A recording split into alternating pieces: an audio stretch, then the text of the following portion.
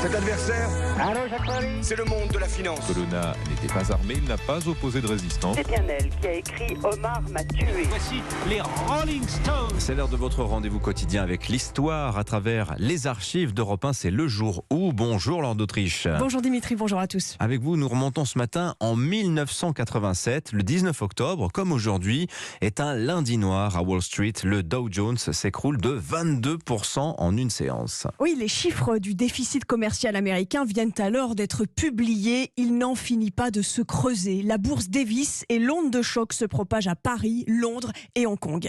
Même dans les fameux journées noires de 1929, on n'avait pas connu des chutes de cette ampleur. Dans les salles de marché, les traders sont sonnés, mais les fondements de la crise sont là depuis longtemps, dit alors sur Europe 1 le journaliste économique Jean Boissonnat. Il y a un phénomène mondial qui est le surendettement dans les économies mondiales et l'insuffisance d'épargne. Il y a au fond aujourd'hui dans le monde deux grands pays qui épargnent, c'est le Japon et l'Allemagne. Et tous les autres pays sont plus ou moins endettés. Aux États-Unis, le dollar est surévalué, les taux d'intérêt ont commencé à remonter. L'économie américaine, comme d'autres, vit dangereusement à crédit. Et au moment de ce krach boursier de 1987, Laure, les ordinateurs sont aussi pointés du doigt. Oui, parce que des ordinateurs programmés ont vendu massivement des titres qui étaient en train de chuter. Tout le monde s'est mis à vendre. Le krach n'en a été que plus violent. Récit du journaliste d'Europe 1, Jean-Pierre Joulin. Le volume des transactions a dépassé tous les précédents records.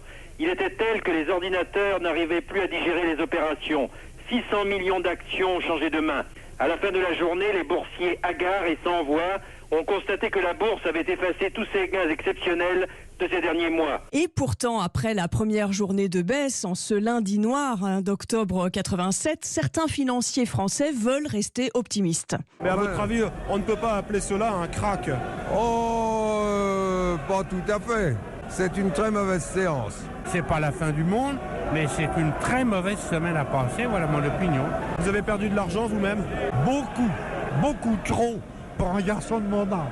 Et finalement, ce krach a été relativement bien absorbé grâce à l'intervention de la Banque centrale américaine. 2 ans plus tard, le Dow Jones aura effacé ses pertes et il reviendra à ses niveaux d'avant octobre 1987. Voilà, il y avait de l'ambiance encore à l'époque à la Bourse de Paris. Merci beaucoup, Laure d'Autriche.